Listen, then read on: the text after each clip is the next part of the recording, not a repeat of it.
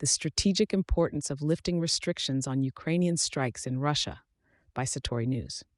The Institute for the Study of War, ISW, has scrutinized the potential impacts on the war in Ukraine if long-range strikes within Russia were permitted using Western-provided weapons. According to ISW, Ukrainian capabilities to target Russian military infrastructure are currently underutilized due to the United States' restrictions on the employment of ATACMS missiles, which could significantly debilitate Russian military capabilities. ISW reports suggest that Ukraine's use of longer-range weapons, such as ATACMS, could help debilitate the logistical and command structures supporting Russian operations.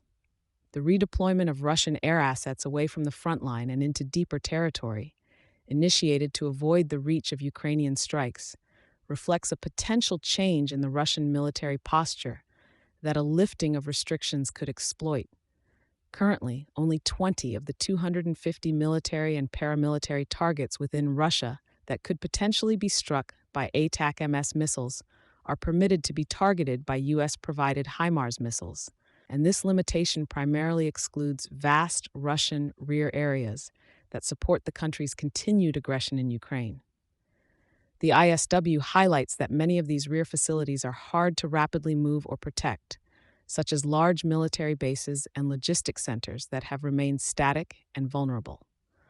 Although reports suggest a decreased use of Russian aviation in the theater, verifying the extent of redeployment from all facilities is challenging.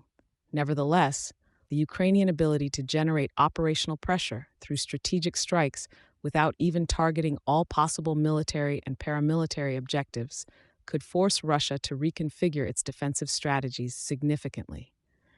The ISW underscores the success of Ukrainian long-range strikes using domestically produced precision weapons on Russian logistics and command structures in occupied territories.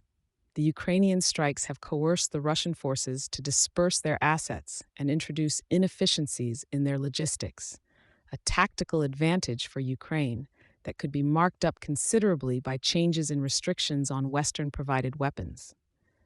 Further bolstering their case, ISW notes that Ukrainian forces have managed to develop a deep strike capability, primarily through strike drones and modified anti-ship missiles. Recent Ukrainian operations in Russian territories, evidenced by the ability to hit targets in the ATACMS range, suggest an imperative need for strikes that could be facilitated by a lifting of U.S. restrictions.